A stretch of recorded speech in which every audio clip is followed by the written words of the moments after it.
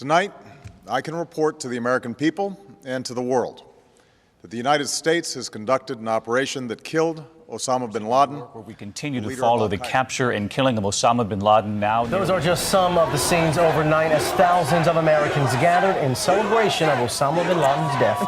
Former Navy SEAL Rob O'Neal says he has thought about the mission every day since that May Day in 2011. For multiple conversations you had with Rob O'Neal over the past year and a half, how'd you get access? And you described that his head kind of exploded when you hit him. I actually hit him 3 times because I shot him twice when he was standing and once on the ground. That is the fucking American badass right there. We are not going for fame and we are not going for bravado.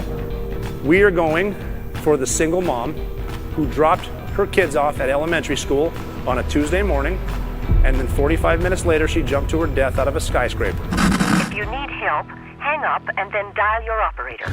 I'm Rob O'Neal, and this is the Operator Podcast.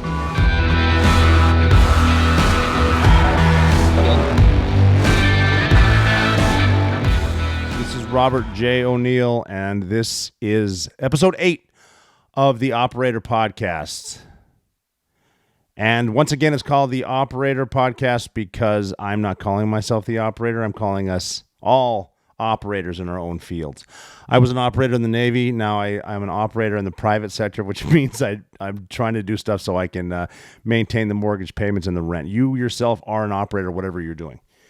If you're supporting your family, supporting yourself, making your life better, making your community a better place, you are the operator.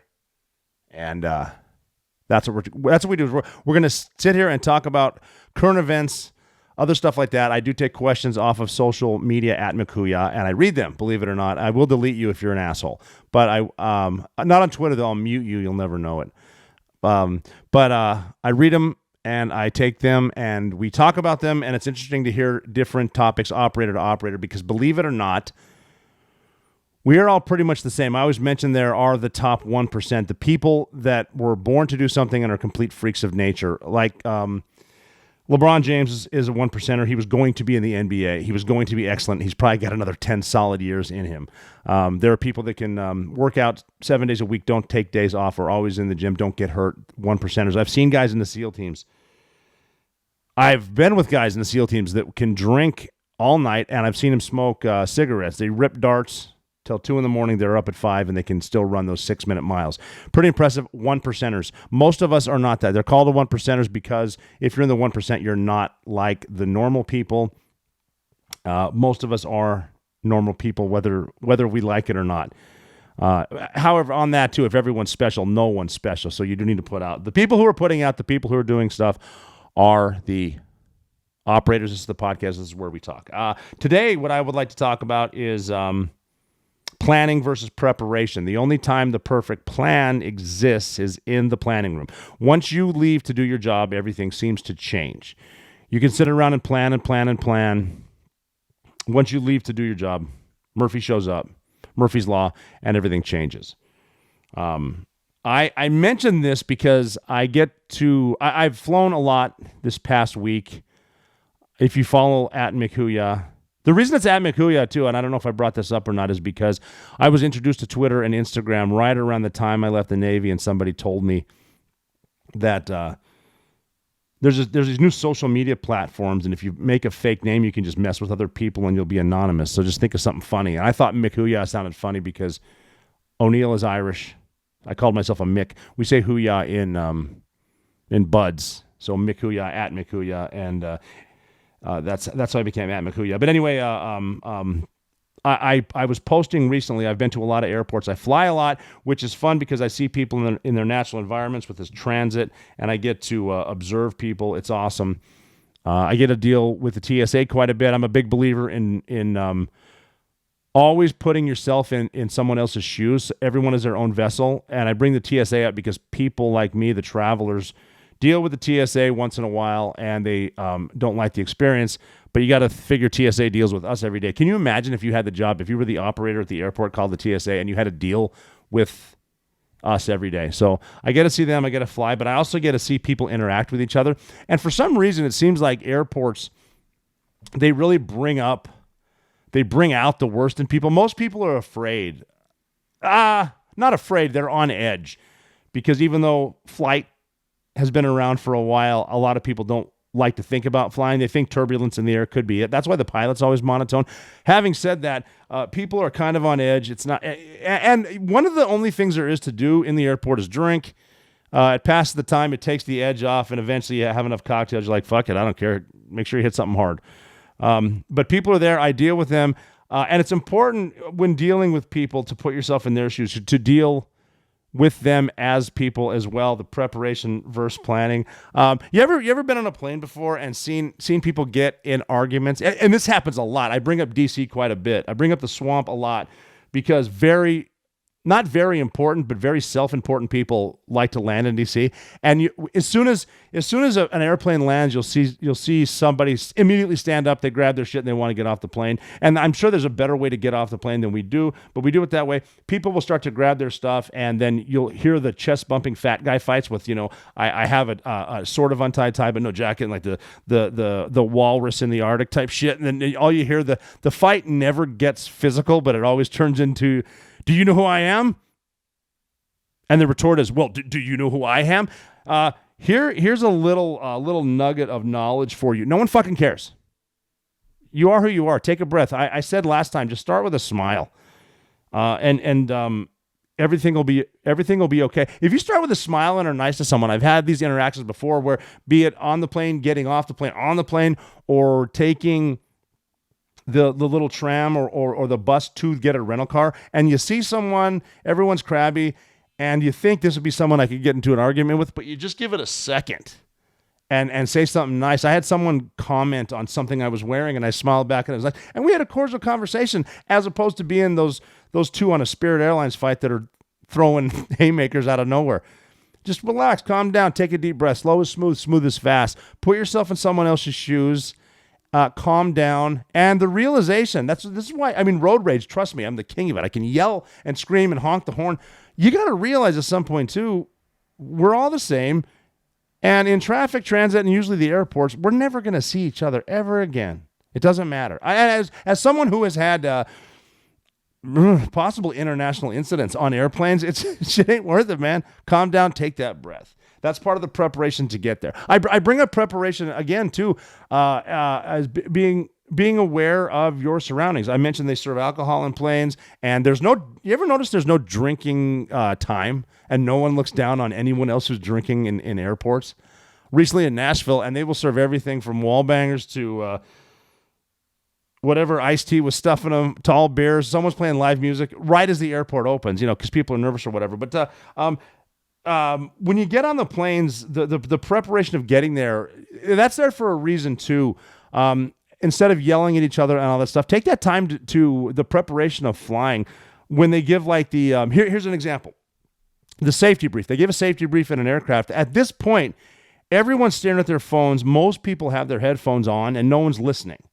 They have to explain, even though this is ridiculous, they explain the oxygen when it comes out of the. I've never been on a plane when the oxygen actually drops down out of the thing, and I think as an observer of humanity, I kind of want to be on one of those planes in a minor incident where the shit comes out just to see the responses, because I'm always the guy when the turbulence hits, and after a couple stiffies, I'll just start yelling around. This could be it, guys. This could be it. But I want to see just how people respond, because it's pretty obvious that when the oxygen comes out, that is meant for you to put, there's a strap and there's a cup, put it on there. You're supposed to breathe, because they're assuming that the plane depressurized, because at altitude or whatever, they have it pressurized to a certain altitude inside the plane. But if it depressurizes, as opposed to the action movies of flying out of the plane, which won't happen, you put the oxygen on yourself and then put it on your child. Or as that meme I saw that was kind of funny, it's a woman with a little boy in like a denim shirt and jeans, and it says, make sure you put your mask on yourself before you give one to your tiny husband.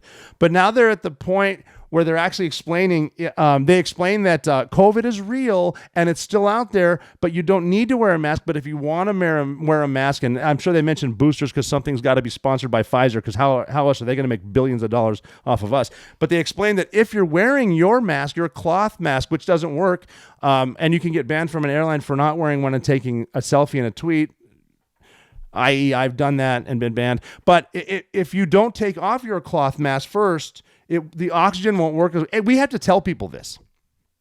And we're not, I mean, I love people, but I think like one of my sayings is never meet your heroes, because you're going to find out we're all pretty much as dumb as the other one. We get good at fighting each other because we can blurt out statistics on anything that we just read, and we can regurgitate them again on social media. But when we get together, that hurt me. I mean, because we have the sharp teeth and the dumb teeth, so we're carnivores and herbivores, omnivores, whatever you want. We're vores, and we'll eat stuff. But we also will follow each other, and so we need to explain. Here's a mask that the government, who is they're not about party politics and staying in power or making money off the fucking companies that are selling you this bullshit and all these vaccines. They're just all about your safety. But take this off and then put that on, and then your tiny husband can live too. But most people, they need to be told that, but they're not paying attention. Again, they're listening to whatever. I do it too. I'm guilty of it too. You know, when they mention your safety vest, and I'm talking about preparation, because we mentioned in the last podcast, the normalcy bias. People think everything's going to be okay until it's not. Just because something bad has happened means it won't. So you get that brief, and all that is an annoyance. You're pissed off about why you got the middle seat, not what happens in the rare occasion of a water landing. They tell you where your life vest is, and actually they put it on. And there's that, the junior flight attendant explaining to you, and God bless flight attendants too. They also put up with us all the time. And we only get to see the highlights of them whooping someone's ass. But flight attendants, God bless them. I love them. I see a lot of flight attendants quite a bit. And again, underappreciated people who deal with us at all times and have to answer the dumbest questions and deal with us, again, the dumbest people. Anyway, they explain to you, I'm sure you've seen it, where's your life vest? Have you ever looked for it? Have you ever physically felt underneath? Because they'll say some planes differ. Some are here, some are there, blah, blah, blah. Here's the, up front, you'll see a raft. And sometimes the slide will come out when the fucking thing opens and everyone's screaming and someone's hair's on fire. Have you ever noticed where it is? You should do yourself a favor. Look next time when they tell you. Just put down whatever, Instagram or a Grindr or whatever you do. Look under there, feel it. And there's going to be a tab where you pull it out, and they'll explain to you. Listen to this. In the unlikely event of a water landing, now, you should probably only put your vest on in case of a water landing, right? And I know you've heard this brief a bunch of times. You ever notice they say you can? There's two ways to inflate it. There's an oral tube, the one that you can orally blow on. You Navy guys out there get this. You can blow on it and it inflates, or you can pull the thing and there's probably a CO2 canister, pow, it'll open. But they always say, do not inflate it in the airplane. Why do you think that is? And I'm being serious. Think about it right now. Why shouldn't I inflate this in the airplane? Well, here's the reason. Because the plane might, even though it shouldn't, but on paper, the plane shouldn't sink right away, but it might eventually. But because there's never a perfect plan, the plane might just sink. Now think about this. You're inside that flying tube that the Wright brothers proved could fly, and it's going to the bottom, and you're inside it sinking to the bottom of something. We'll just call it an ocean. If you inflate it inside and it's sinking, what are you going to do? You're going to get pinned to the top. That's why they tell you. The little stuff that they tell you. That's the preparation. I know I should know where my exits are. I should pay attention to how to open the doors. Sometimes your exits might be located behind you, because I would personally believe that some of us aren't smart enough to think about that. We got to get that way. They also mention, again, this is preparation. They always say, in case of an emergency, and this will be anything, like if we crash on land, more power to you, you survive that. If crash in the water, don't grab your stuff. Don't reach up into the overhead to grab your carry-ons. The problem is, again, going back to the normalcy bias, I guarantee people will do that because now you're in a state of shock, and it happens. And people, but you do yourself this favor. I hope above all hope that you never get into a plane crash. I mean, that should go without saying. That should be like I say good morning to the barista when I get my coffee, and I also say, glad you were born. I hope you don't get in a plane crash. But I hope you don't get in a plane crash. If you do, and you survive, because pilots can do a lot more shit up there than you think, and they can put it down sometimes. Like I always say about skydiving, when I was the lead jumper for a number of years at SEAL Team 6, I have a glide ratio that I'm going to do under canopy on the way in. When, a canopy is the parachute above me, going 20 miles an hour in no wind. The first thing I do when I get my night vision down, I get a positive visual identification on the drop zone. I do a glide ratio, which is it's a calculation, and I've said this before, but I'm reiterating. It's altitude, distance, speed, and heading and bearing. Can we make it? If we can't make it, find an alternate drop zone. Pilots can do this shit too. And the nice thing about flight and skydiving is no matter how bad it goes up there, you're going to land. So the pilot might put it somewhere in a field, on a highway, on water. If you find yourself in that situation when you see people like zombies reaching up to grab their carry-ons, you stop them. Hey, stop, out. We'll get it later.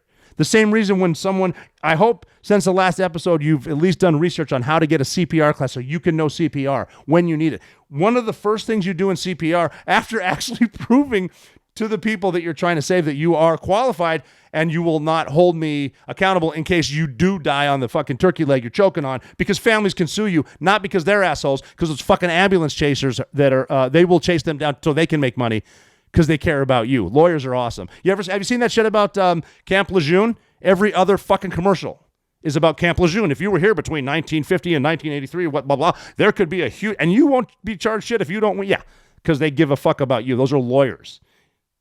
Anywho, the first thing you learn in CPR is you point at someone and say, "You call 911," and you're singling them out. You're clapping your hand in front of their face. You're getting them ready. You don't say, "Someone call 911. Does anyone know VCR?" or whatever the shit you say. You call 911. You do this, and then you perform CPR. You're getting people going. Be the person in the plane, in the aisle of the plane, to remind people, stop grabbing that. Get out. We got to save ourselves. iPads comparatively are inexpensive. They're cheap. Life is expensive. iPads are cheap. Life is expensive. I'll buy you the shit you bought at the market for $8 at in the airport because they have the market corner. Be that person. Be prepared for that shit. Preparation versus planning. Here's another interesting one. This isn't to do with flying, and I'm just kind of going off on tangents here. And it's always interesting. I mentioned before that I don't like it when people say, well, this is the way we've always done it. That's just laziness, and that's resting on your laurels. Here's like when I say we, I don't mean me. I was there. I was one of the normal dudes. We collectively, and not just SEAL Team 6, and not just Delta, not just SF, guys that were in fights though, which, believe it or not, wasn't all of us, but the ones who were, before we started fighting, we were resting on Vietnam tactics, saying, well, we'd ask, why are we running into the house? Well, we're going to fight anyway. Might as well get in the fight. This is the way we've always done it. And I remember a new guy saying, why don't we just pan at the door? Why don't we slow down? Why don't we chill out?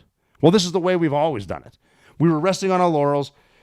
I thought it was stupid at first, but then people started getting hit. People started dying. Al-Qaeda knew our tactics, that we were coming. We better change this. So don't just think this is the way we've always done it. There might be a better way. Someone younger than you, someone actually new to your industry. And I don't care what your industry is. We've all had our first day somewhere, and we've all been nervous. Someone new might have a fresh set of ideas and bring them up. Now, having said that, if you're the new guy, don't be the loudmouth who can't shut the fuck up. But if you see something, it's okay to pull someone aside and say, have we thought of this? Maybe we have, maybe we haven't. But it's okay to bring it up. Someone brought up, we called it combat clearance. We're going to slow down. Okay, cool. Let's do it. Now, the reason I bring that up too, my first deployment to Afghanistan was in Jalalabad City, and I got to know the area. And I was new at SEAL Team 6, but it was my 5th or 6th deployment in the Navy. And then I started doing it, and then I was running different places, and I ended up back in Jalalabad a few years later. But I got to know the city, and it turns out, okay, Bin Laden had a house. Osama Bin Laden had a house in Jalalabad before 9/11. He hauled ass after 9/11, after they found out that we were serious and we're going to go fuck him up. But one of my last deployments, I was running several different. I was a senior enlisted advisor in several different places. And I had a new guy, not a SEAL, but a new intel dude or something like that, a new dude, new to the Navy, and he'd been assigned to our team. And I remember showing him a map study, and we're like, all right, here's whatever, blah, blah, blah. And we pointed to something on this map, and we go, this is before we got bin Laden. And we said, this is, here's Osama bin Laden's house. And he stopped us and goes, oh my God, have we checked there yet? And we're like, well, yeah. I mean, we checked. It's his old house. Good on you for being heads up. Check there. But again, there's nothing wrong with thinking outside the box. I bring this up because I was having a conversation with someone in my travels, and it's good to talk to people, again, because we both realize we're all kind of from the same place. We're all pretty dumb, but if you slow down and if you're nice to people and you start talking to them, the dude getting on the plane who might have accidentally bumped you with his backpack, because sometimes situational awareness, you forget that you're carrying a backpack and you might turn it into someone. Also, don't be that fucking idiot. Anyway, you might be that guy, and that happened to me, and I ended up talking to him. Great guy. We had a good talk afterwards. It was just cool. Instead of me being, you dick, I didn't say anything until later. And I'm pointing out that there's, so many different sides. But someone that I know lives in an area where, there's more crime around. And one thing common in this person's neighborhood was people breaking into your cars and stealing your shit out of your cars, shattering the window, going through it and stealing it. And what this person said was they leave their car unlocked. And I was like, well, that's stupid. And then that person said, well, no, that's not stupid. I mean, this is me thinking, well, that isn't stupid, because locks pretty much only keep honest people out. So if you leave it unlocked, but don't leave shit in there, they might check it and just realize nothing's in there and close the door, leave it unlocked and leave, as opposed to shattering the window, which is easy, opening it, realizing there's nothing in there, and then leaving just the same way they would. And that's kind of interesting. Do I want to have nothing in my car and have nothing get stolen with the doors unlocked? Or do I want to have nothing in the car, have one of my windows get shattered, and I have to replace the window? It's kind of interesting if you think about it. That is, I mean, and if they, at this point in technology, if they steal that shitty little radio you have, I mean, that was just common. You're not, we don't have the ones like I had when I was delivering pizzas at the Voo Villa in Butte, Montana, which happened, where you just yank it out and pull it and you carry it in like it's like a little robotic purse or whatever. But yeah, it's just an interesting way to think outside the box, but keep it simple. Master the basics, and you can pretty much do it. It's like the shirt I'm wearing. We took the idea. It says front toward enemy to olive drab shirt. It said olive drab military. It says front toward enemy, and that's what a Claymore mine says, because you keep it simple. It's Claymore mine is like what is it? 2 pounds, 1.5 pounds C4. It's explosives on one side, and there's like 800 ball bearings, and the way it works is it explodes and the ball bearings shoot out one direction, right? And they go through the enemy and they kill them. But you don't want to put it the wrong way and have it come at you this way. So it literally says front toward enemy. And that's as simple as you can get. And on the back of these shirts and hoodies, in the same yellow color lettering, it just says back, because that's what a Claymore says. Front toward enemy, back is the back. And I even told people these sweatshirts that we make, it's not a hoodie, it's not a t-shirt, it is an instruction manual on how to put on a hoodie or a t-shirt. Front toward enemy, back is the back. Kind of cool. And also, we have these flags on there too. So the story with the flag, the American flag looks backwards on these shirts, because we ended up doing that. I remember because we would wear the American flag, where the 50 stars in the blue are in the upper left-hand corner, and then the red and white stripes are on one end, and that's how the flag looks. But somebody decided, and this is maybe one of my conspiracy theories, that since we're in war now, we need to, as you run towards the fire, as you run towards the enemy, or in some people's cases, as you run towards the chow hall, the flag is waving, so it's going that way. So they put them on the opposite end. It had to be someone got paid to re-equip the entire military with backwards flags and wear them on the other shoulder because someone's getting paid for the hook and pile tape, or as you people say, the Velcro, and a different flag. So someone, I'm betting in the Department of Defense, the Pentagon, or the government had a lot of stocks, a lot of money in this in the company, a lot of stock in the company that made these fucking things, and then we were there. Anyway, they're on our shirts too, front toward enemy. Keep it simple. And that's good for life. Whatever's in front of you, put it in front of you. Front toward the end. It's not just the enemy. It's whatever you're dealing with. Put it there. Keep it simple, and keep it in front. That reminds me too, because I was talking about young Rob when I was dealing pizzas, which was I think the second best job I ever had. My favorite job I ever had was working at McDonald's, and that's a no shitter. And I'm still willing to do this. I think pound for pound, and I'm talking price versus quality, I don't think you can beat the Big Mac. I really don't. And that's just me being me. I don't get me wrong. Love a Whopper, love a quarter pounder with cheese. And then there's the fight between, In-N-Out, Wahlburgers, Five Guys, shit like that. I think Wahlburgers wins that one. But pound for pound, the Big Mac. You know what you're getting. There it is. And I don't know if they got smaller or I got older, but a couple of them. The only thing better than a Big Mac is 2 Big Macs. That might have been Shakespeare. I could be making that shit up. But it brought me back to my when I was pizza delivery at the Voo Villa after McDonald's, I said the perfect plan exists in the planning room. I mentioned before that I joined the Navy by accident because it was time to get out of town. And the easiest way out of Butte, Montana is to join the military. And not a lot of dudes join the Navy from Butte, Montana. They go Marine Corps or they go Army. And I went down there and the Marine recruiter wasn't there. My plan was to finish college, get an MBA, and work with my dad. That plan completely changed when I got to college. And then I went to get out of Butte, Montana. My plan after that plan, my immediate plan right in front of me was get out of town, Marine Corps. Went there, the Marine recruiter was not in the office, Navy guy was. I talked to the recruiter because maybe he knew where the Marine was.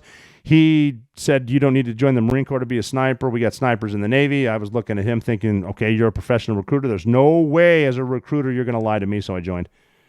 And then life kept going. I'm a huge believer in the butterfly effect.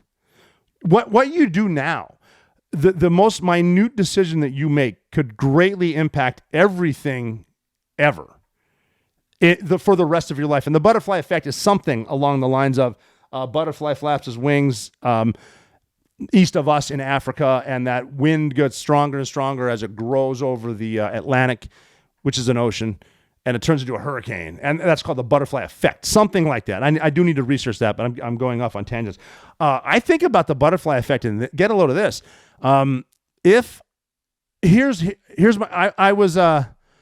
Had I not joined the Navy, had I been good at football or been better at basketball, or not had a bad experience and just stayed in Butte, Montana, I never would have joined the Navy.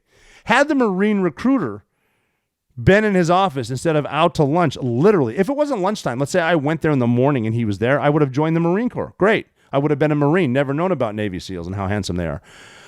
But because I went at noon, because he was at lunch, because the Navy guy needed a quota, not because he gave a shit about me, I joined the Navy. And because I joined the Navy, I figured I joined the Navy. I will stay in for 4 years, 4 or 5 years. I'll still be young. I can come back to Butte, Montana, which at the time I thought was the Mecca, the capital of planet Earth. I thought when people said the city, they weren't talking about New York. They were talking about Butte, Montana.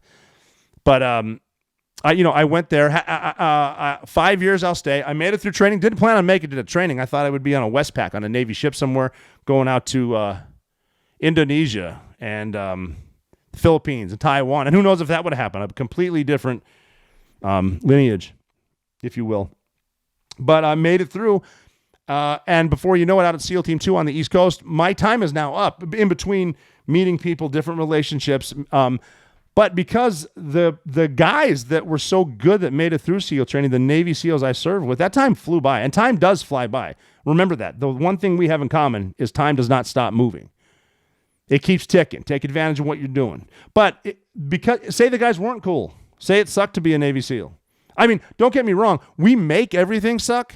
as Navy SEAL, the military in general, we make everything suck. We make skydiving suck. We make scuba diving suck. But the people there, the camaraderie, the senses of humor, the realization, again, like I said, we're all from somewhere. We're all pretty much the same. Never meet your heroes.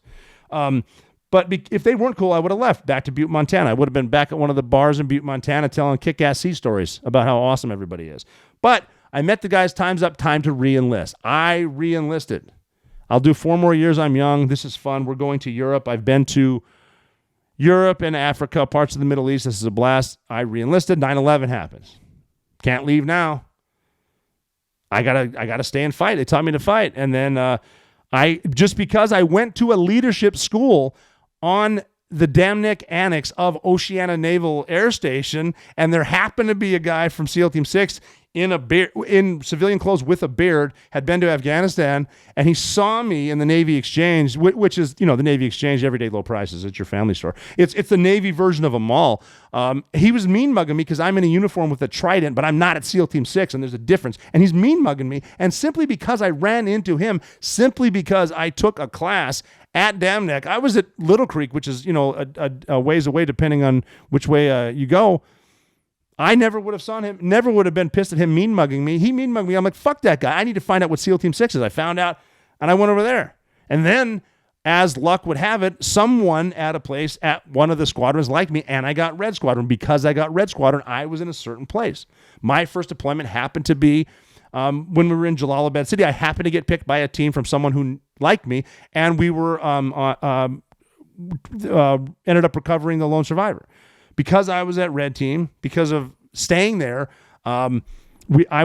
because I stuck around and did the schools in order to get better at air operations, I became the lead jumper. I led in the jump to rescue Richard Phillips. Because after a certain amount of years, I decided I did not want to go be an instructor. I did not want to take a break. I'm staying here. Then I happened to get picked because right place, right time for the Bin Laden raid. And that all happened because the Marine recruiter was not in the office. If you think about it. And that's the butterfly effect. If that Marine recruiter was not in the office, I would not have my kids.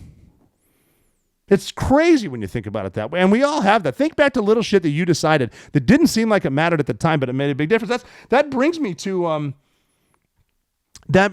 Keep it simple. Keep it simple. Someone asked me if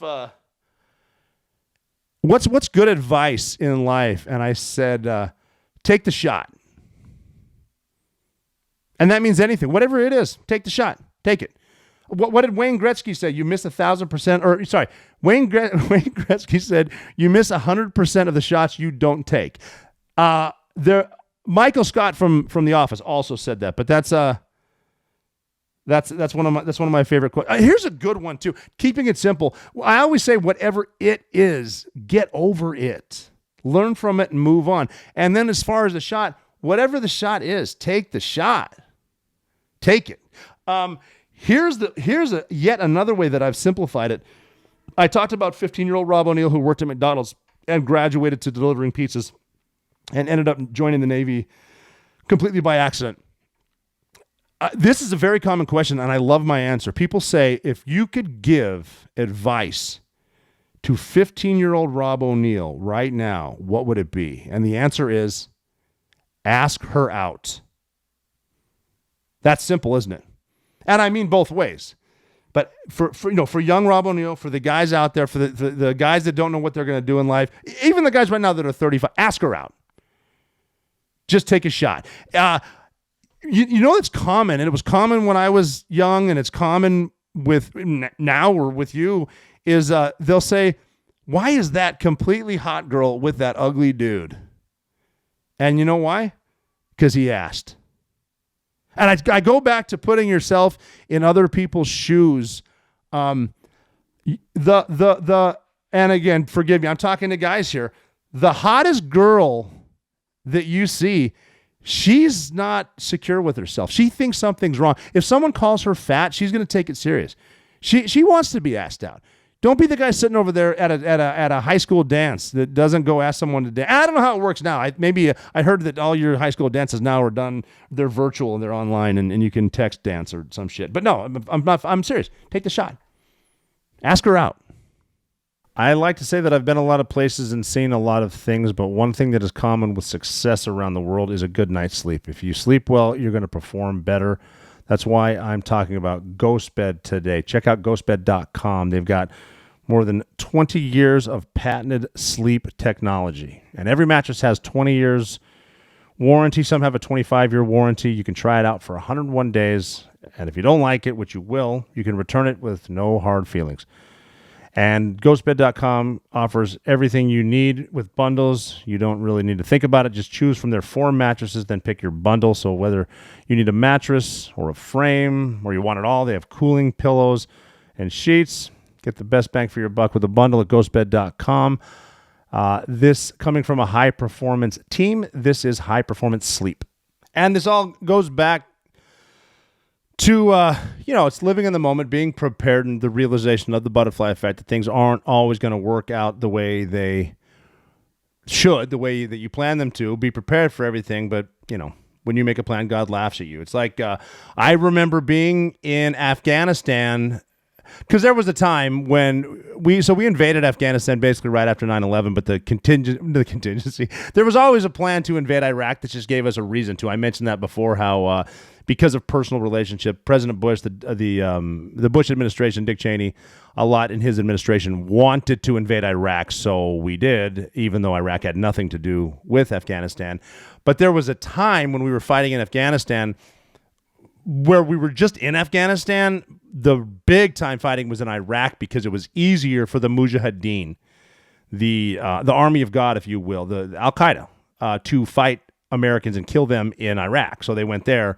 So it was easier to travel, through Jordan or Saudi Arabia, get into Iraq, get in one of the cities, get out in Al-Assad, Fallujah, and fight Americans there in Ramadi or Baghdad or wherever. It was easy. It was easier to get there. So we weren't fighting a lot in Afghanistan, and I remember with a small team that we had, we were stationed out of Bagram, Afghanistan, and that was a time where just a couple people there, and we had like a Halloween party there and stuff like that with other branches of service. Not a lot going on, but we did have stuff here and there. I'll get into those when I talk about different missions. They do come up. That's why be ready to fucking fight, because your life can change in the blink of an eye. So don't get complacent. But we were getting briefed by an admiral. This is a Navy SEAL admiral, and you're assuming they know a thing or two. That's not always the case. Sometimes people stick around long enough just to get promoted, and some people are promoted because other branches want to fuck that other branch over. And we had a guy giving us a brief saying, and it was true at the time, he said, there's never been a suicide bomber in Afghanistan, so don't worry about that. There's never been IEDs in Afghanistan, so don't worry about it. And it's like, okay, but what if there is? Well, there won't. Okay, so I guess we'll just blow that off. And obviously shit went down, and they're just because if you think of the choke points in Afghanistan, there's so many more roads and urban areas in Iraq. There's fewer in Afghanistan. There's choke points, man, and you're going to get hit there. You will eventually. Iraq is a prime example. President George W. Bush started the war in Iraq in 2003 based on what happened to his dad with Saddam Hussein in Iraq. 2000. If you can imagine, they both had wars in Iraq. What happened in a nutshell, in Iraq, the Gulf War, Desert Storm, is we were able to assist getting the Iraqi army out of Kuwait, because they did invade Kuwait. We got them out, and then the Shia would rise up with us with the assumption that the Americans would keep pushing forward to Baghdad to take out Saddam Hussein and his regime, the Ba'ath Party. But we didn't. We killed a bunch of Iraqis. The Shia rose up, and we told them and the Kurds up in the north, that we will help you. We will get rid of Saddam, because, let's be real. He did have weapons of mass destruction. We do know that at the time, and they went somewhere. I'm not going to get into that right now because we could talk about that forever. But the Shia, so Saddam was a Sunni, and the Shia were the Shia were prominently in Iran, but the Shia in Iraq were being oppressed violently by Saddam, a Sunni, and they wanted him out of power. And again, that's just gives me more ideas for another podcast to talk about all that entire thing over there, because whenever there's interest in oil, you're going to find out we will go to war there. But the Shia believed and the Kurds in the north believed that we would roll forward and assist them, which we did not do. If you can imagine, we made a promise to a foreign, with our foreign counterparts, with our allies, if you will, and then we broke it. And, we basically bent them over and fucked them because as soon as we told them, they did rise up from where they were. They were waiting for the day to take it. And then we left. And Saddam slaughtered them, a lot of them, used chemical weapons against a lot of them, killed them all. So when we came back in 2003, because we're so bad at remembering our history, but we're so good at saying this is the way we've always done it. If you don't remember your history, again, I'm going to be repetitive. If you don't learn from your history, you're going to repeat it, and sometimes violently. So we're rolling through. This time, though, we're doing fucking thunder runs, and I'm talking straight up tanks, Marines, soldiers, Air Force. There's spec ops in there. There's the invasion story that when you're the ages that we were, I don't give a fuck who you're telling us to invade. We're going to go kill. So we're rolling up there, and here's the big plan. I'm going to break it down to enlisted guys, so the enlisted guys can understand it. I was enlisted. I wasn't a really smart officer. So we're going to roll up there. We're obviously going to destroy the elite Republican. You ever notice that everyone else's special forces are elite until we meet them and destroy them? But anyway, we're going to do that, destroy that. We're going to take Baghdad, which we will. And then everyone's like, cool, what's the plan after that? Well, everyone's going to rise up and they're going to be on our team because Saddam's got it. We're like, okay, cool, but what if they don't? And the answer was, well, they will. Yeah, but what if they don't? Oh, but they will. Okay. And anyway, they didn't. And that's the problem with be prepared for it's never, there's nothing ever wrong with thinking outside the box and what's the worst possible thing that could happen right now and hopefully being prepared for it. And everything that you think of that you prepared for, something else will happen. Another example too, jumping around, was when we jumped in to rescue Captain Richard Phillips in 2009. SEAL Team 6 was actually designed to rescue American hostages at sea, and it had never been done since 1980. So if we do the quick math, that's 28 and a half years-ish, maybe more, whatever. Yeah, it's math. Never been done. So that's a lot of time to train. And obviously, I was born in 1976. SEAL Team 6 was born in 1980. So I wasn't in on the initial plans, because I was doing like kindergarten and shit like that. But from 1980 to 2009, which is a while, we probably should have thought of everything, but we never thought of a fully enclosed orange lifeboat being towed by a Navy destroyer. But that's just what happened. So that's the preparation. You gotta just be there. So the preparation there, we're gonna get. I talked about claymores and things like that. I talked about the operators. How we're all operators. I needed to bring this one up because I love humor and I love people that have a good sense of humor. And there was a joke. One of the operators who gets overlooked, and we all take advantage of their skills, is farmers. Farmers out there don't get credit. Like when we have a government forced lockdown, did you notice how we were running out of meat and stuff like that? No one ever wonders why. And there's more than just there's strategy involved with that too. A lot of governments can take control of you based on hunger. Who controls the food supply? And you got to give some love to the farmers because they're never given the proper credit. There's actually a speech given by a guy by the name of Paul Harvey, who was probably the best radio personality ever, and he look that up. Actually, go to YouTube and find his. It's a couple minutes about a farmer. It's badass.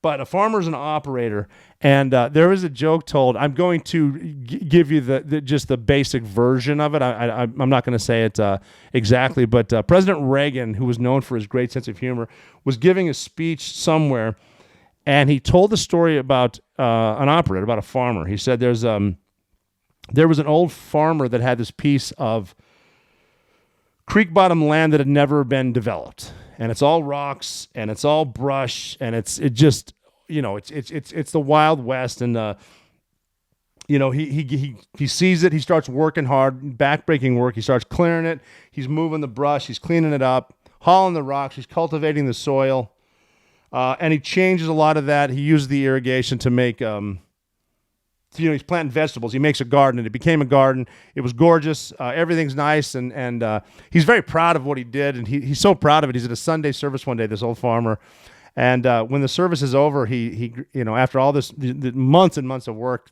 he says to the preacher, "You want to come over and check out the land? I'm really proud of it." And the preacher agrees, and he comes over there, and he took one look at this place, this garden, this farm, and the preacher said, "Wow, these are the biggest, ripest vegetables I've ever seen. Praise the Lord." And look at these green beans. Man, the Lord has blessed this place. Look at all this wheat that we have now. And boy, God has been good. And look at the height of that corn. Man, the Lord has certainly blessed you. And the farmer was over on the side, and he's kind of getting more and more fidgety. He said, yeah, well, you should have seen this place when God was doing it by himself. So I have been around the world. I've been a lot of places, and there are definitely two things I know. Mismanagement governments lead to economic destruction, and gold has value everywhere on the planet. Whether it's incompetence or intent, the result is the same. Rising inflation and wasteful government spending are destroying the U.S. dollar. I've seen it firsthand, believe it or not. I've seen inflation firsthand. In the late 90s, I was in Istanbul, Turkey. I wanted to see a movie. I went to an ATM, and it cost me 7 million lira to get into a movie because of the printing and spending and the incompetence of the government. That's why I am partnered with Allegiance Gold and want you to diversify your portfolio. My friends at Allegiance Gold can help you protect your IRA or 401k with physical gold and silver, or if you prefer, have it delivered securely right to your front door. Their approach is different. They focus on educating and developing a long-term strategy that's right for you. That's why Allegiance Gold has some of the highest ratings in the industry. 5 stars with TrustLink, AAA rated with the Business Consumer Alliance, and an A+ from the Better Business Bureau. Go to protectwiththeoperator.com and get up to $2,500 of free silver on a qualifying purchase when you tell them the operator sent you. Or give them a call at 844-790-9191. That's 844-790-9191. We can't control the Biden administration, but we can prepare for the consequences of their mismanagement of our economy. Protectwiththeoperator.com. That's protectwiththeoperator.com, or call 844-790-9191. Which I thought was really funny. That's just a way to say how hard the farmer works. Obviously, God is great, but it's funny the farmer, the operator's out there doing that with the farm. I just heard that joke recently because I like to study a little bit of history, like I said, and that's a joke I came across, and I kind of enjoyed it. I hope I didn't butcher it too bad. But then talking about the preparation, I mentioned the claymores and how to keep it simple. I had a buddy, one of the first guys that I mentioned at SEAL Team 2. So I graduated Bud's Class 208, and I went to SEAL Team 2. And one of the first guys I met was a guy by the name of Scott Neal, and his name was spelled Neal, N-E-I-L-L, just like O'Neill, except without the O, obviously. Scott Neal.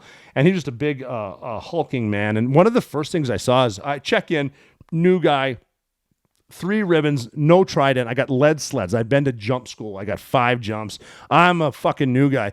He's one of the first. There's a couple guys I remember seeing. He was one of them because he's walking to the weight room. Big Navy SEAL.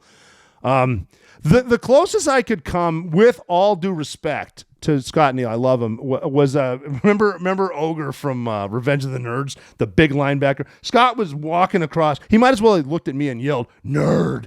He's walking to the weight room. He was drinking a gallon of milk, and I just love that shit. He was awesome. He turned out to be my LPO, my leading petty officer in one of my platoons, and I love the man. He's no longer with us, but he was so awesome, so funny. He had that big tough guy, a great guy, a complete tactician. His rate was this is before SO, special operator, became a rate in the Navy. You have your rate and whatever, pay grade you are. So I was a parachute rigger or air crew survival equipment, PR, and then 3. I was a PR3, a 3rd class. He was an SM1 at the time when I met him, which is a signalman, 1st class. So he's a 1st class petty officer, signalman. He was so good at tactics that he knew the signals. Like before communications, the Navy guys get out there with the 2 flags, and they're like doing all the cool shit, and they're talking back and forth during underway replenishment and shit like that, or how ships talk. They're talking with the flags. Awesome. He knew shit like that. Great fucking dude. Big gallon of milk. And And we weren't SOs. He was an SM1. And I remember I actually asked him one time how to refer to him, because I don't know if you call your chief. You might call the executive officer boss. The CO's obviously sir. But how do I refer to you? And so this is SM1 Scott Neal, and he said, you can just call me SM1 Fat Cock. I'll answer. And that's kind of his dry sense of humor.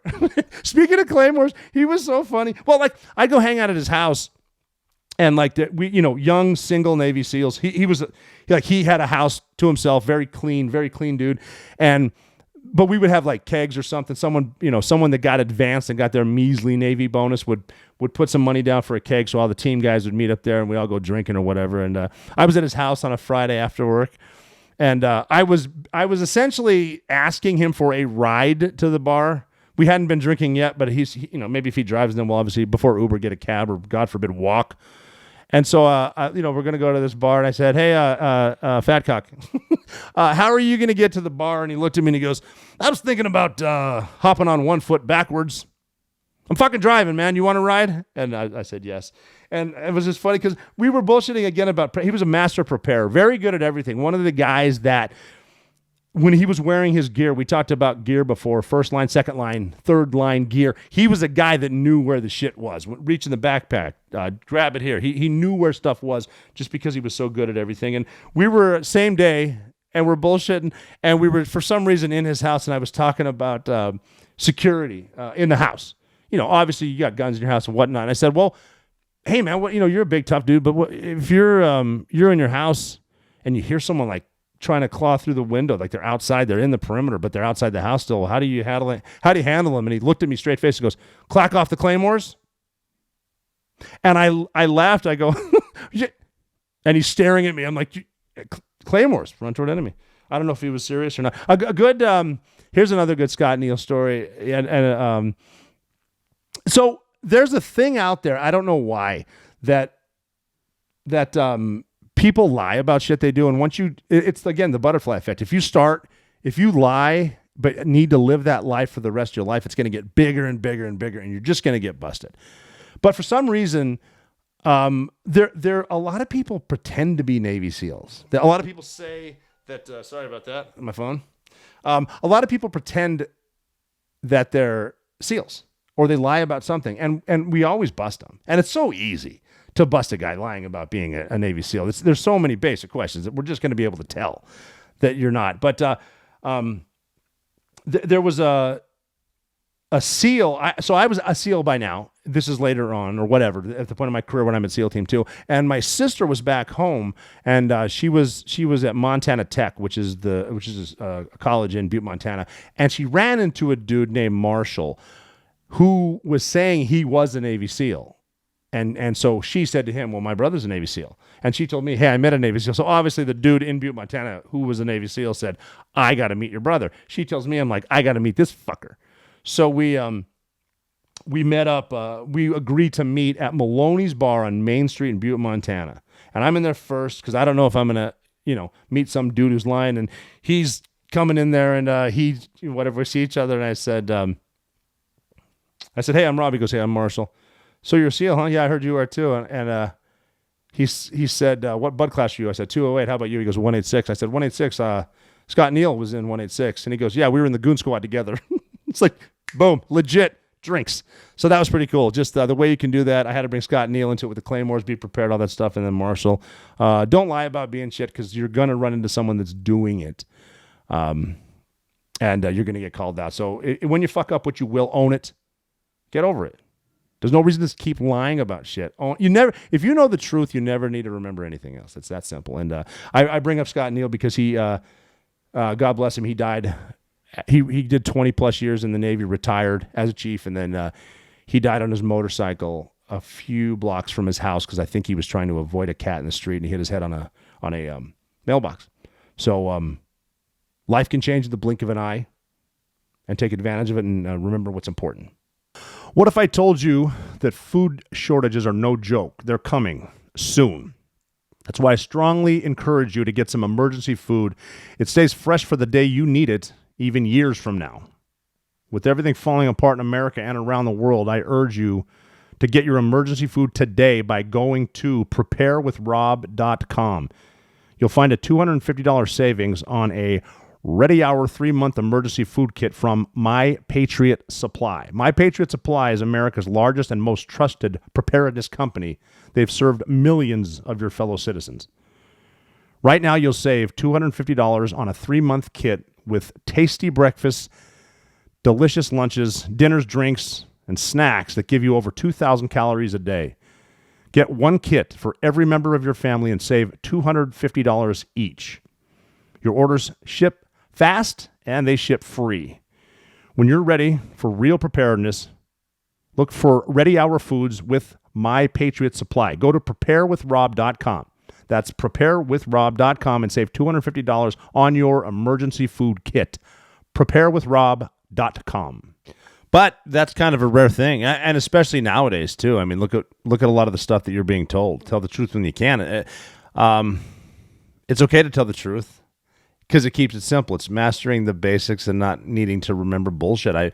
I mentioned buds, people who quit but lied about it and said someone didn't like them, and then they have to keep telling the story over and over. Or someone that says, that I said get called out as, I was a Navy SEAL, and they tell a white lie over a drink to somebody in a bar, but then that spreads a little bit, and eventually it catches up to you because you're full of shit. There's nothing being proud of what you do. Whatever you're doing as the operator, be proud of what you do. You don't need to bullshit about other stuff, because you're going to get busted. Obviously, if there are times that you need to twist the truth a little bit if you're saving someone's ass, that's fine. Again, none of us are perfect, but personal stories and stuff like that, it's okay to tell the truth. But I mean, look at what's going on right now. I always bring up politics because that it seems to dominate everything. Everything is being politicized, and if we want to keep it simple and want to stay with the basics, people are telling you shit so they can stay in power. It's all about them, and it's very, very selfish. It's not about what's going on and what's good for whatever they run on, what subjects they run on, and what they stand up for. And I stand up for this, and here's why you should elect me, and I'm the greater good. It's for personal power. It's so they can keep their power. It's so they can keep their spot. It's been the two-party system's has gone back forever. I mean, a long, long time, and it's bullshit checks and balances. And people smarter than me a long, long time ago have said that some of the framers have said that the two-party system will be the downfall of everything, and they're pretty much right, because right now it's about party. And a lot of it's not even about as a congressperson. It's not about your district. It's about D.C.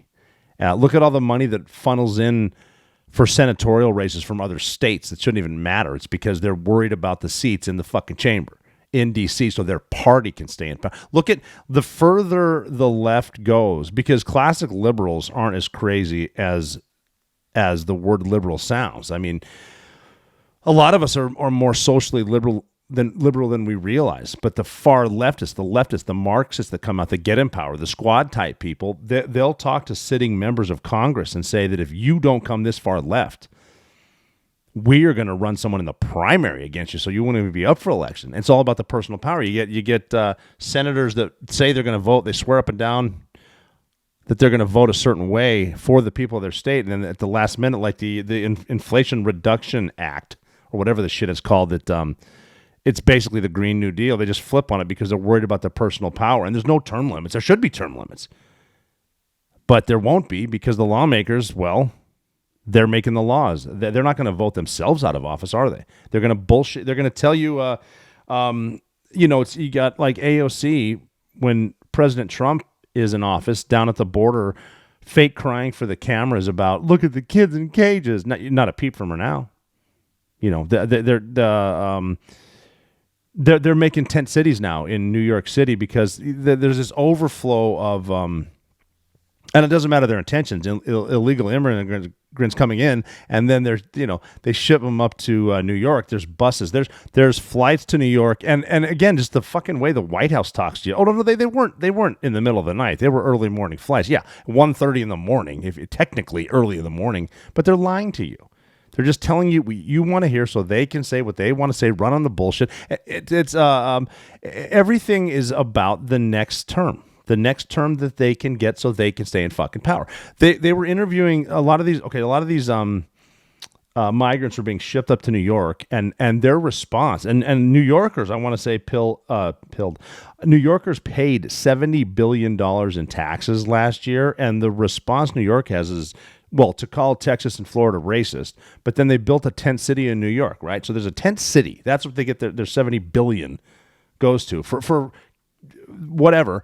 And so tent cities are answered. Now they're interviewing New Yorkers about, what do you think of this tent city coming up in the middle? We'll have all these homeless people roaming around this park where your kids play. And their answer in New York was, well, I didn't vote for this. I didn't vote for this. And they're outraged. Well, who'd you vote for? Joe Biden. Yeah, you kind of fucking voted for it, didn't you? But you're towing the party line. That's it. Because they're bullshitting. Everyone's bullshitting. There's no. Yeah, and I'm not just calling out Democrats. Both sides of the aisle, they're in it for personal power, and just sit back and look at it. Because when you go to the average person, I talk about transit, I talk about traveling. The average person, I just a couple minutes ago said that liberals aren't as crazy as the leftists are making them look, and someone on the right will say they'll yell about that. Well, liberals are fine. Liberal was the whole. It's like gay marriage. Fine, that's a liberal way of thinking, and it's logical if you think about it. Get away from the crowd. That's what a liberal is. But the right's the same. The politicians are the same. Lobbyists are the same as are a lot of attorneys. Personal power. How much money can I get? And it's always been like that. It's everywhere. It's a nation that is secure. The first thing is borders. You have to have secure borders.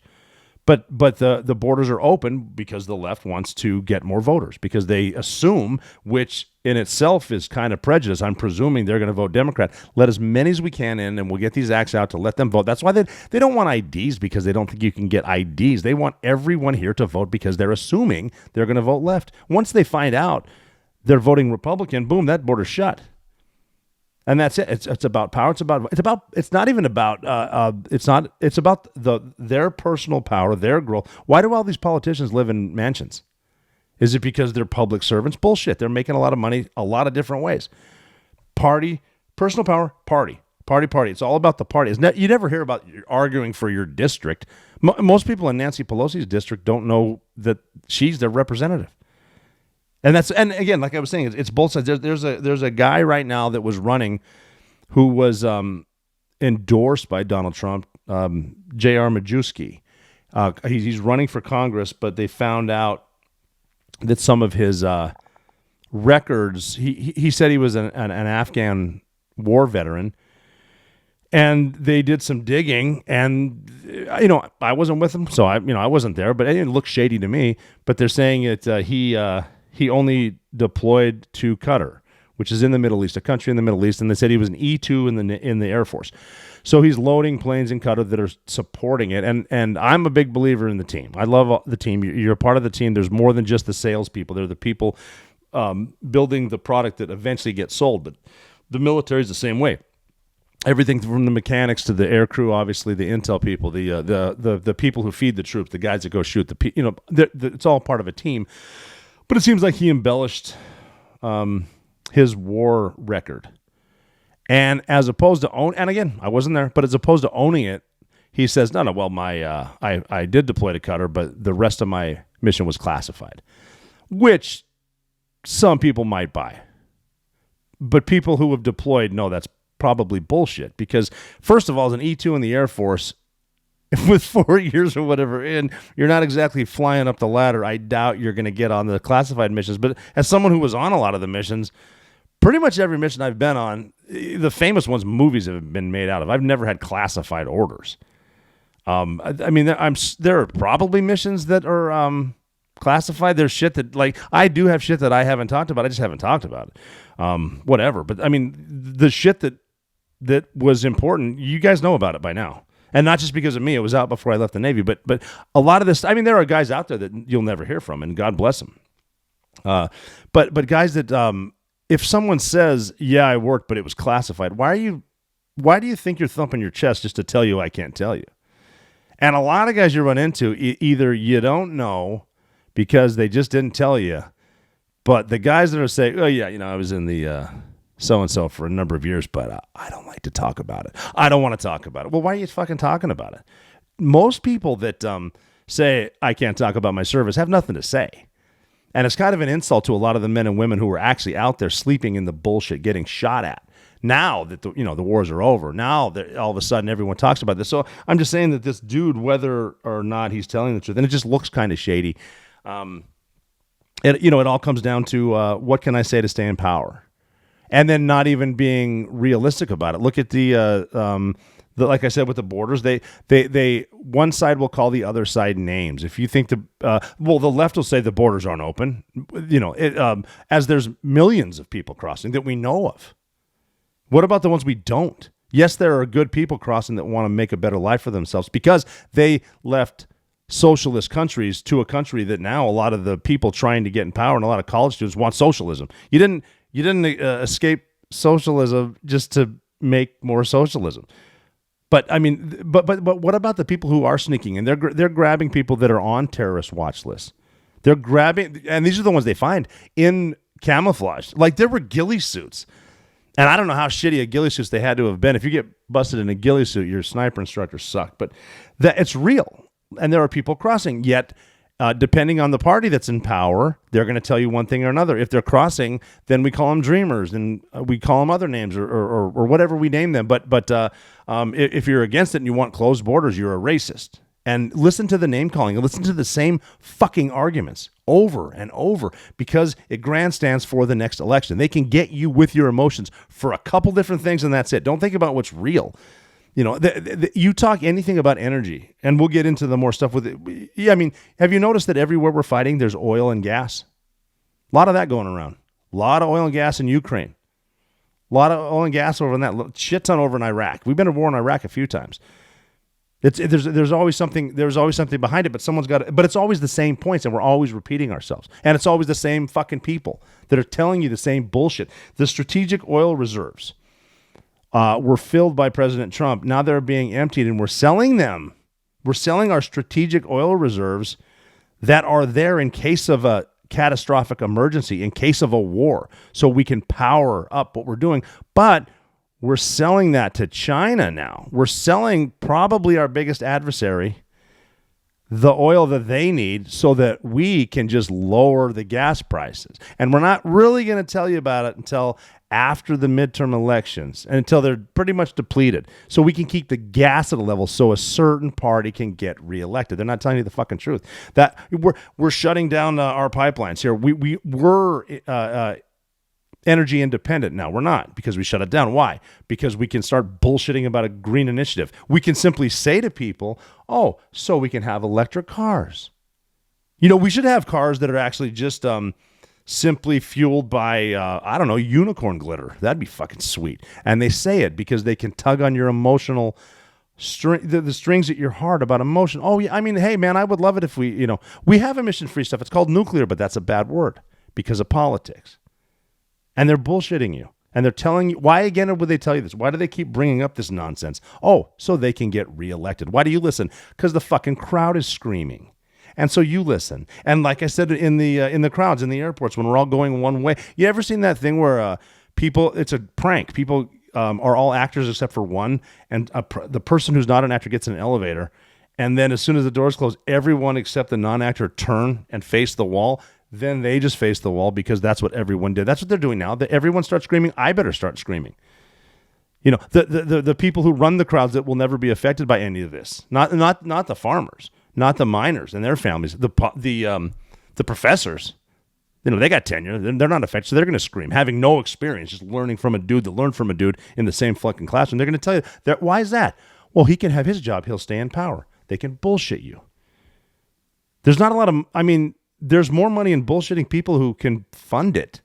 The taxpayers fund it, and we're all paying taxes, and it's going to come back to roost. We're going to see. Look at what happens in Russia right now. So Vladimir Putin he's going to try to get 300,000 conscripts which are basically people with jobs, and they say, guess what? Now you're in the military. Now you're going to fight. They're going to train you for 2 weeks, and you're going to Ukraine, and we're fighting. And we're going to definitely get into that one later. But you've got an army in Ukraine who have a reason to fight. They're defending themselves from an invading Russia. But they didn't have the arms until we start arming them, which we did. But then again, of course, there's a reason to start pumping money into Ukraine because that's a corrupt country, corrupt as shit, and we can that's one way to launder it. But now we're getting them money, and they're actually starting to beat the Russians back because they have people that want to fight against an army who has no morale, and they're being pushed back. And now they're pushing 300,000 more troops with no training, 2 weeks of training, no morale, to the point where they're probably sharing guns, but they're all drinking and shit like that. Like it's the problem is. There's a lot of resources for the Russians too, so the longevity. This war is far from over, and it just sucks that they're doing it. But the point with the borders is the people who can. The flights are sold out. Forget flying out of Russia; they're sold out. You're not leaving, but unless you have a yacht, which people are getting busted by. Some of the Russian billionaires they're getting busted pulling people out. But people who can leave on foot, car, or train, foot. Think about that, leaving your country on foot. They're going to Kazakhstan, going to Georgia, and then going to Finland. And at first, because Kazakhstan is one of the biggest areas in that region, one of the biggest countries in that region, very rich in oil and gas, by the way. And they're saying at first, that's a humanitarian effort. We're going to keep them. And then they keep coming. Then the people keep coming. They start closing their borders because they're independent nations. That's what you do is you start closing your borders. So Finland, Georgia, Kazakhstan, pay attention to that stuff. But yeah, that's all happening. And again, it's just the lies people will tell you to stay in power, you got to watch out for, and it's happening everywhere. It doesn't bring me a lot of joy, but I mean, if you just step back from the herd, I was mentioning that I hope I'm right when I say omnivore, like we eat everything, but we are a herd and a prey mentality. When you can be a wolf, if you just stick to the facts, kind of back away a little bit and look at what's happening around you. That's how you can help. And if you, I mean, I'm an independent. I'm not a Republican. I'm not a Democrat. I hate the two-party system. I think it's corrupt as shit. I know it is. I've seen it. But just take that breath when we talked about if you want to be fast, slow down. Stand up and take a breath. Time's ticking. See what's going on around you. Notice it's been the same arguments forever. It's been the same wars forever. It's been the same people in charge for a long, long time. And whenever new blood comes in, Donald Trump, prime example, he's not an insider. He's a businessman. Didn't need to do it. He talked about the swamp. All he proved is the swamp is real and the swamp has fangs. And he didn't invade anybody. Everyone else has. But the outsiders have a tendency to get kicked out. Like I was saying, either party. If you don't toe the party line, we will find someone else to run against you in the primary, and that's where the funding comes in. That's why so many people from California are dumping money into Georgia for a local election, because they need the seats for what? The party. Why do we need the party? For power. Why do you need power? So I can get rich. Not remembering what's important. It's a very, very important, though, to take that breath. I bring that up because I was able to do a couple things in my travels. I don't just travel so I can come up with funny quips and meet kick-ass flight attendants, which I have, by the way. I've had some flight attendants have, just kind of put you in perspective and say, it's not that bad, blah, blah, blah. That, I'm bitching about a middle seat or some shit. Not important. Wasn't even that good of a story, but they're awesome.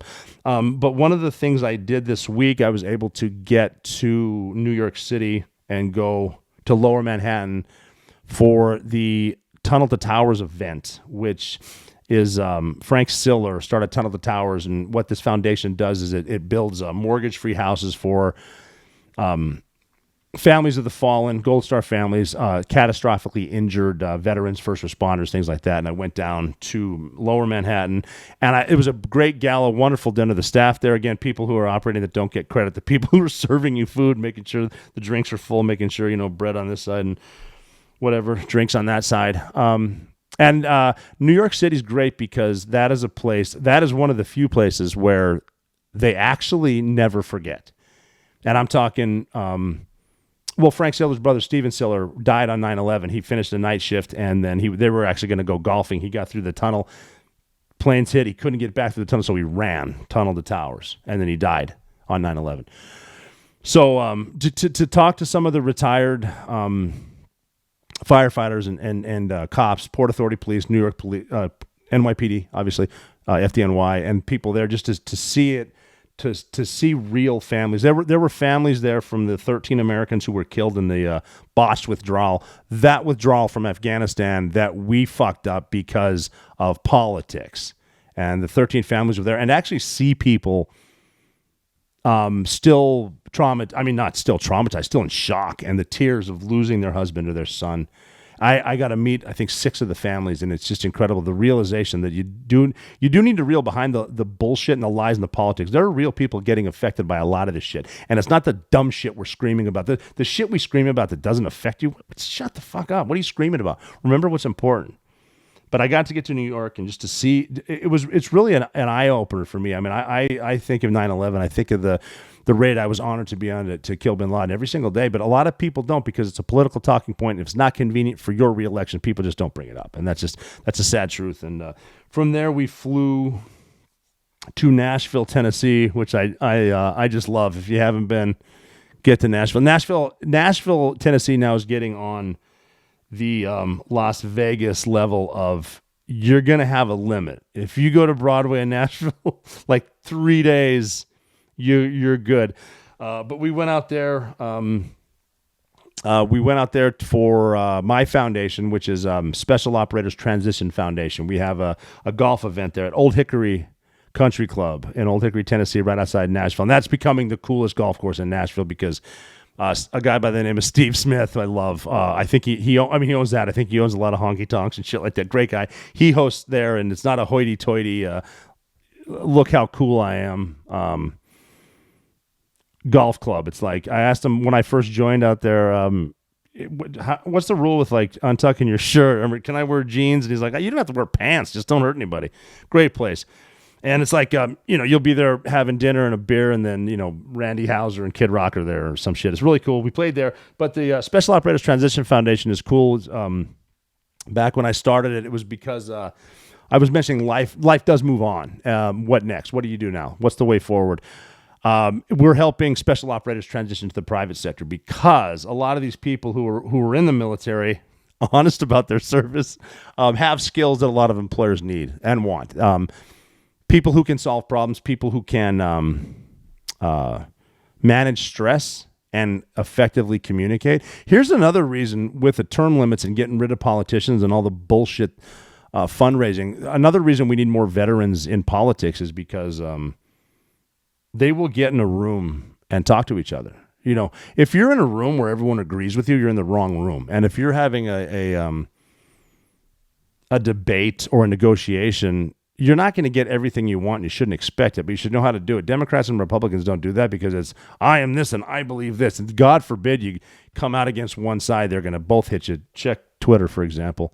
But these veterans, we went out there, great time. Check out SOTF.org, SOTF.org, Special Operators Transition Foundation. We did that, and we flew back, and just a great weekend. I want to get more into Russia and all that stuff. It's interesting what is happening with similar enemies and different foes, but it all kind of comes back to the same Cold War shit, and then we're all friends, and then we're negotiating. Then we get good leaders, and they go, and then we get other ones. And how serious is Vladimir Putin? He mentions nuclear weapons. Here's a guy that was raised, didn't know he was poor, but he was poor, and one of Vladimir Putin's things was, like, they would go outside and play in the yard that had like roaches were obviously everywhere where he grew up in Russia, and then they would go outside. He mentioned it in one interview that they would play with rats, like chase them with sticks and shit. And he said he stopped doing that one day when he had a rat that was cornered, and it was a big rat, and he fought for his life. And he said, don't ever mess with something that's fighting for its life. And that's kind of a lesson he learned from fighting rats in Russia. Now here's a guy saying nukes. How far will this guy go? But it comes back to the human nature of things. I always ask especially about valor, stolen valor, or why are you trying to pretend you're something you're not? Be proud of who you are. There's a fable. I brought all this up because I'm not getting into the Russia thing. There's a fable that came out of the late 20th century about, you may have heard it, but bear with me. It's about the scorpion and the frog. And I guess it's an example of